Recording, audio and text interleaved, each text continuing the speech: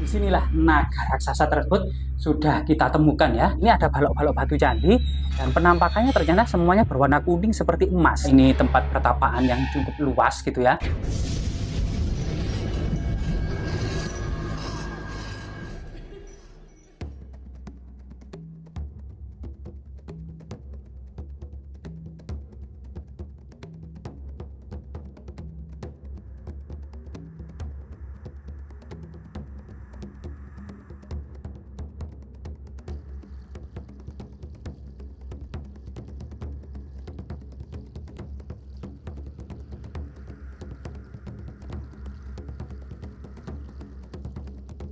Rahayu, rahayu, rahayu.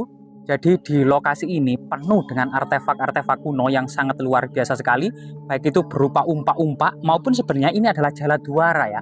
Atau saluran air suci. Jadi ini semacam pipa gitu ya. Tapi terbuat dari batu. Ini merupakan sisa-sisa peradaban kuno. Jadi ini diduga tempat masuknya air. Ini diduga tempat keluarnya air yang bersambung dengan Jaladwara atau pancuran air yang berbentuk makara. Nah, di lokasi ini banyak sekali fragmen-fragmen lumpang kecil ya, banyak sekali yang diduga lumpang kecil ini merupakan jejak-jejak magis ya, religi, yaitu semacam perdupaan atau persajian. Ada lumpang besar juga, ada balok-balok batu pak candi, penggilingan-penggilingan, dan di sini ada selain lumpang-lumpang kecil juga ada beberapa fragmen arca yang berciri Avalokiteswara atau Buddha Tantra gitu ya. 1, 2, 3, 4 yang semuanya berupa fragmen. Termasuk kemudian kemuncak. Jika kita lihat di sini juga banyak sekali fragmen-fragmen pipisan. Nah, umpak-umpak batu, berbagai macam fragmen. Bahkan di sini itu ada semacam hiasan ya, hiasan seperti kala ya, yaitu seperti kala.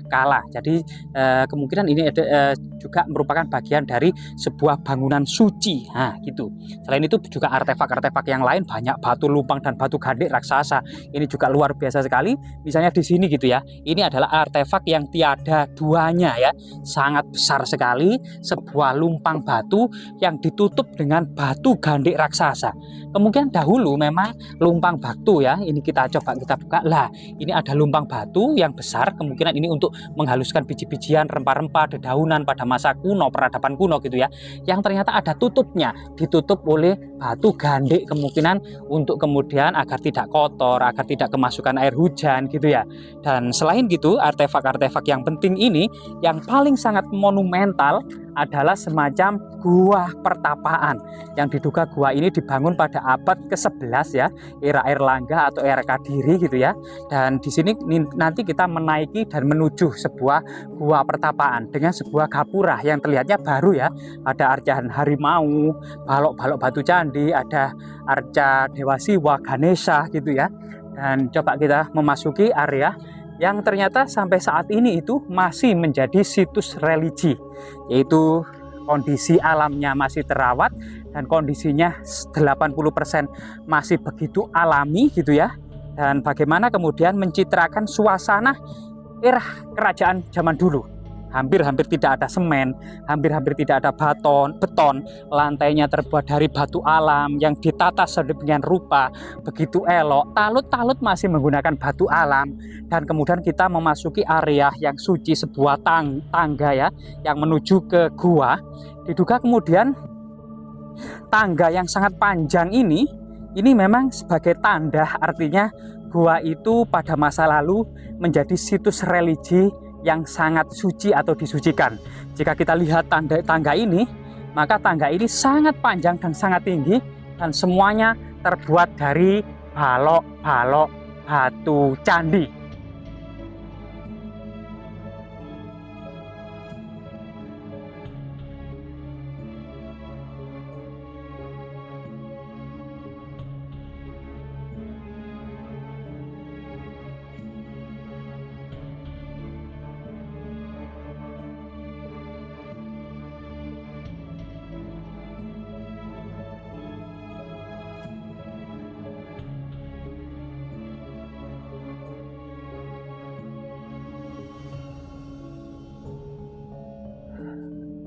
Jadi kita memasuki sebuah tinggalan yang merupakan jejak-jejak peradaban masa lalu. gua pertapaan mulai dibangun sejak era Airlangga. Sebagaimana gua pertapaan yang ada di lokasi ini, yaitu Gua Gembyang yang ada di Desa Kuripan Sari, Kecamatan Pacet, Kabupaten Mojokerto, Jawa Timur.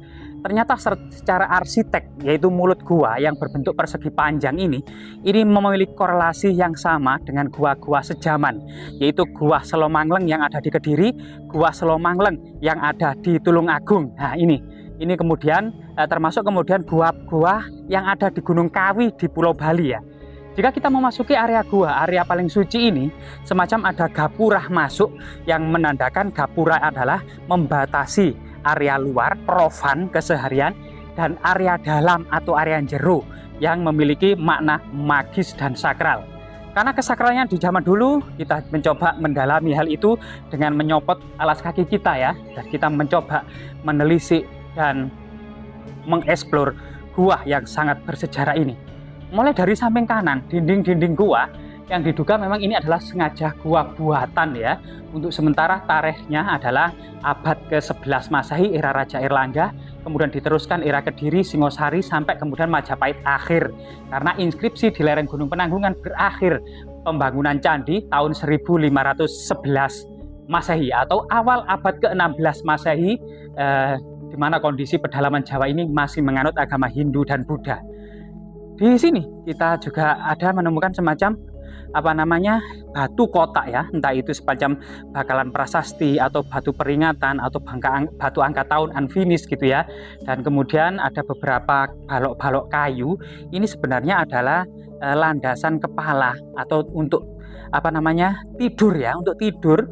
Apakah memang orang zaman dulu tidur bukan menggunakan bantal ya, melainkan balok-balok kayu? Kita mengingatkan pada film-film di era klasik Tiongkok. Peradaban Cina juga tidur di atas balok-balok kayu. Nah, seperti ini. Dan di sini sebelum kita memasuki gua utama ya, di sini kita bisa lihat bahwasanya di sini penuh dengan bunga-bunga wewangian sebagai unsur persajian, termasuk kemudian nasi, lauk pauk, kopi ya, kemudian beberapa perdupaan yang artinya sampai saat ini gua ini masih disakralkan dan menjadi situs magis religi oleh sebagian masyarakat. Jika kita kemudian memasuki adalah semacam kain putih yang sangat misterius ini, coba kita berusaha mengeksplor. Rahayu, rahayu, rahayu, rahayu. Nah, ternyata di sini kita menemukan bukan saja artefak ya, bukan juga bendera, tetapi ini adalah kipas. Nah, tapi di sini jika kita rahayu, rahayu, rahayu, rahayu, rahayu, seperti inilah kemudian dalamnya ya. Nah, coba kita tengok bagaimana kemudian biar masyarakat tahu dalamnya ya. Jadi ternyata ini mungkin samping kiri saja ini kita coba mengeksplor lah. Ternyata diduga ini adalah bagian dari sebuah gua pertapaan yang sampai saat ini itu menjadi situs religi oleh sebagian masyarakat. Rahayu Mbah, permisi Mbah, rahayu, penuh dengan balok-balok batu candi ya, penuh dengan kemudian persajian, takiran, perdupaan, dan aneka berbagai macam bunga-bunga wewangian. Dan juga ceruk ini merupakan ceruk yang paling magis, tempat maha pertapa, tempat maha yogi, tempat maha resi ya, yang kemudian sebagai pembina dari bangunan suci ini pada masa lalunya. Yang diduga kemudian sebagian besar masyarakat dianggap ini adalah gudang pusaka ya. Nah, ini bahkan di sini ada saluran air kuno ya, inilah yang disebut dengan Jala Dwara itu, saluran air yang terbuat dari batu, kemungkinan dahulu untuk mengalirkan air suci. Atau juga bisa jadi di sekitar gua ini ada semacam pemandian kuno ya, yang belum ditemukan atau belum tergali hingga saat ini. Rahayu Mbah, permisi Mbah, putunipun sowan. Kita kembalikan lagi ke asal semula. Dan jika kita melihat di area ini yang masyarakat mengenalnya sebagai Gua Putri gitu ya. Gua Putri itu terdiri dari, diduga ini adalah semacam batur atau pelinggih pada masa kuno ya. Semacam diduga ada semacam tempat yang ditinggikan dengan balok-balok batu kuno, semacam batur ya. Nah, disinilah Gua Putri itu. Di sini Gua Putri yang cukup magis dan sakral itu ya, sama dengan ceruk pertapaan di lereng Gunung Penanggungan. Fungsinya adalah pertapaan di masa kuno ya, yang dengan di depannya itu ada semacam batas batu-batu candi. Sebagaimana Gua Kendali Sodoh yang ada di lereng Gunung Bekel Penanggungan juga memiliki makna seperti ini sebagai gua pertapaan, bahkan reliefnya itu masih utuh ketika waktu itu ya. Saat ini banyak yang hilang, misalnya relief Bima Ruci, kemudian Arjuna Wiwaha, yaitu Arjuna ketika bertapa di Goda Bidadari itu. Kemudian yang sampai saat ini yang masih tersisa adalah cerita Panji, pengembaraan Panji, yaitu Panji dan Chandra Kirana didampingi oleh dua kadean yang saat ini adalah Semar dan Petruk gitu ya, menuju sebuah pertapaan di lereng gunung.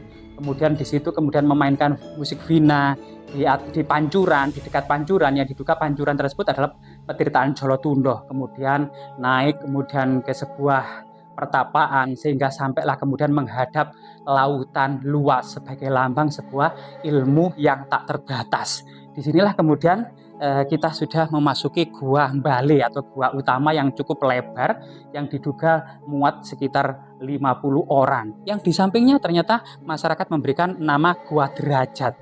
Mungkin nama Derajat inilah yang nuwun sewu Pak nggih, monggo. Terus kemudian Gua Derajat inilah yang diduga sebuah gua yang menurut cerita tutur semacam menara pandang, namun diduga di dalamnya juga memiliki makna yang sangat magis. Untuk memasuki area Gua Derajat ternyata jalannya juga tidak begitu rata gitu ya,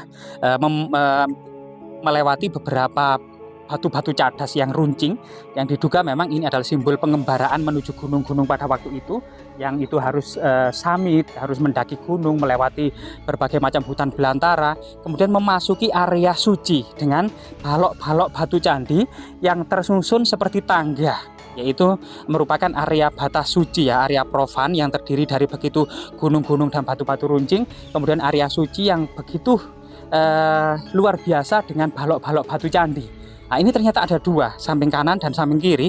Ini merupakan juga tangga masuk dari arah sana. Di bawah juga banyak sekali balok-balok batu bata kuno. Inilah kita sudah memasuki Gua Derajat yang diduga dijaga oleh ular naga raksasa. Rahayu, rahayu, rahayu.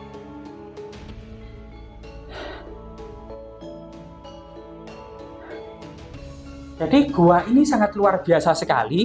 Pintunya sempit, dalamnya lebar, ada jendelanya yang bisa memantau kehidupan di depan Gua Mbale atau gua utama, yang termasuk kemudian bisa memantau siapa saja yang memasuki atau menaiki area tangga ataupun dan berundak-undak itu dari sini ya. Jadi pintu yang sangat luar biasa sekali. Dan gua inilah sehingga kemudian masyarakat selain menyebut Gua Derajat itu adalah Gua Gardu atau gua menara pantau. Nah, di sini ternyata ada banyak tawon das ini diduga semacam ceruk persajian ya. Bisa dahulu diduga untuk menaruh arca atau sesaji, atau juga tempat duduk para pertapa. Nah, disinilah naga raksasa tersebut sudah kita temukan ya. Kita akan bisa melihat naga tersebut dari segi ini mulutnya, giginya, matanya, hidungnya, mahkotanya. Dan ini ada semacam jenggernya, diduga dari naga inilah kemudian yang mirip dengan ular kobra. Ini diduga jenis naga ular kobra ini mulai diperkenalkan di Jawa Timur ini sejak abad ke-11 Masehi. Sehingga gua ini diduga dibangun era kerajaan Kahuripan, kemudian terus dilestarikan hingga kerajaan Kadiri, Singosari, hingga kerajaan Majapahit. Gua yang dijaga ular naga. Diduga kemudian gua ini kemudian ada semacam tempat duduk para pertapa. Juga bisa diinterpretasi sebagai tempat untuk meletakkan sesaji gitu ya. Kan ada semacam gua-gua dan lorong-lorong yang diduga tembus istana kerajaan Majapahit, atau kemudian sebagian masyarakat menduga tembus sampai di Laut Kidul ya, yang sampai istana Nyai Roro Kidul. Nah, ini. Dan selain kemudian ceruk-ceruk yang memiliki lubang-lubang yang yang sangat dalam ini kemudian gua ini diduga memang gua yang dibuat ya, yang sengaja dibuat, diduga memang peninggalan peradaban kuno. Selain kemudian Gua Mbale, Gua Derajat, di samping kiri juga masyarakat mengenalnya sebagai gua dapur ya. Coba kita teruskan sampai ke gua dapur biar lengkap gitu ya.